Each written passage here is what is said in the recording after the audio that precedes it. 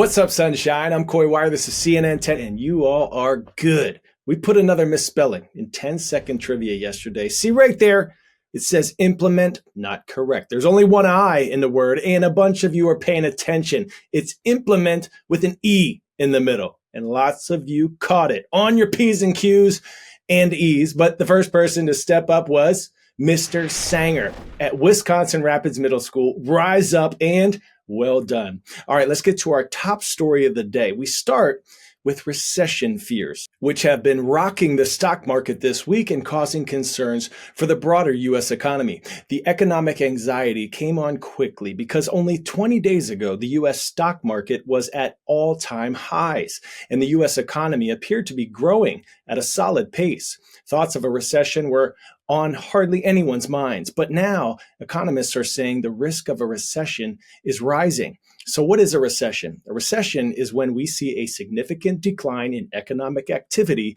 across multiple sectors for a prolonged period of time. The deep economic downturn is usually marked by events like mass job losses, bankruptcies, and foreclosures. As for the reason why recessions occur, they are many and varied. Some economists say the very fear of recession alone can be a driving factor, with anxious consumers spending less and maybe with nervous investors pulling financial markets down, which may explain why politicians and government officials are often reluctant to use the term.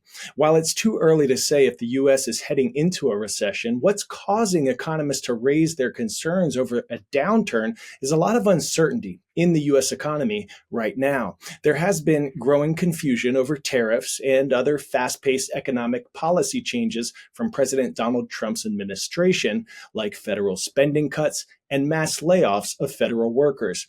That uncertainty is showing signs of a chilling effect on both the markets and the wider economy, slowing demand, investments, and even consumer spending. Our Matt Egan explains why confusion is playing a big role in the current decline in economic confidence.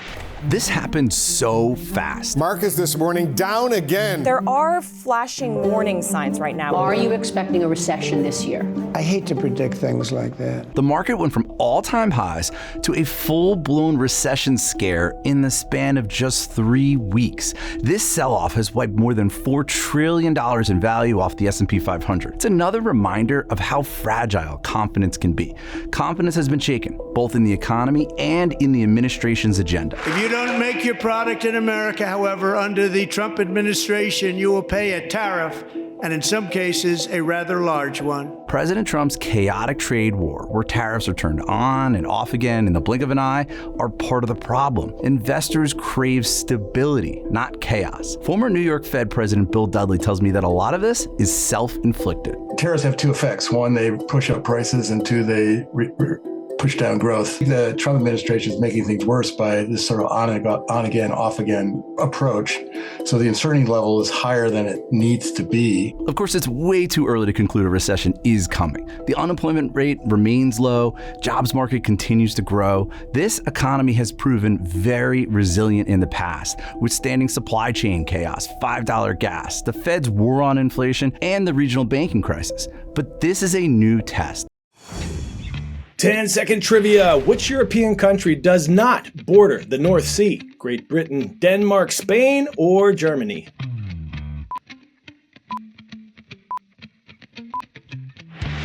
Answer is Spain. Great Britain, Denmark, Norway, Germany, the Netherlands, Belgium, and France all border the North Sea, one of Europe's busiest maritime trade routes.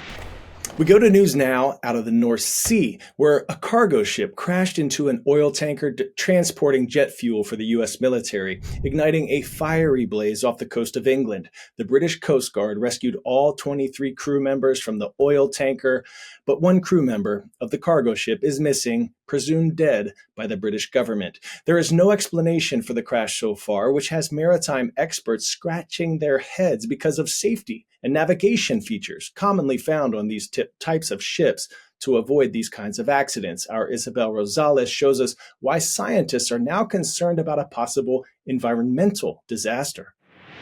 This fire burning in the North Sea is sparking fears of an environmental disaster off the coast of England. It was ignited when a cargo ship crashed into an oil tanker carrying 220,000 barrels of jet fuel for the U.S. military. Greenpeace is extremely concerned because of the fact that a lot of different chemicals and a lot of different types of oil are involved in the incident and may ultimately cause a considerable number of problems if they're not checked and controlled. It's not clear how much fuel has entered the sea, according to the U.S. logistics group operating the vessel.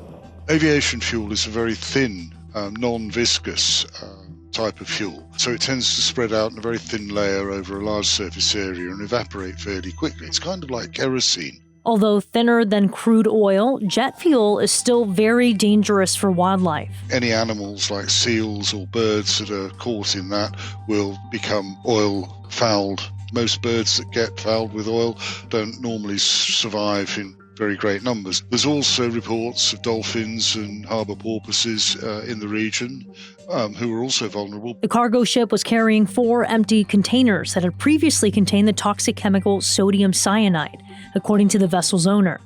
It's not clear at this stage what else was on board. The British government says the environmental impact is being assessed. It's not clear yet why or how the crash happened.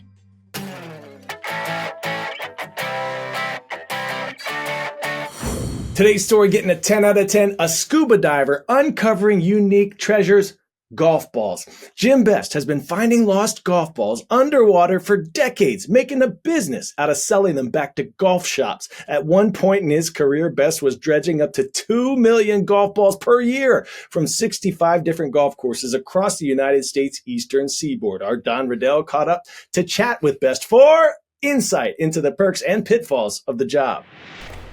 The 17th hole at TPC Sawgrass is one of the most famous holes in golf. Everyone wants to play the island green, and almost everyone is going to lose something there. And if so, this guy will find it.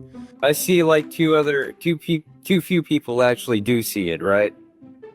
Underwater. And I've been working for 30 years doing this. What led you to want to go in there? Well, the golf balls, sir. Golf balls. 17, the bare minimum is like 70,000 balls that come out of there. It's an island green, and that whole water area has balls in it, from the tee to past the green. Everybody wants to hit that green.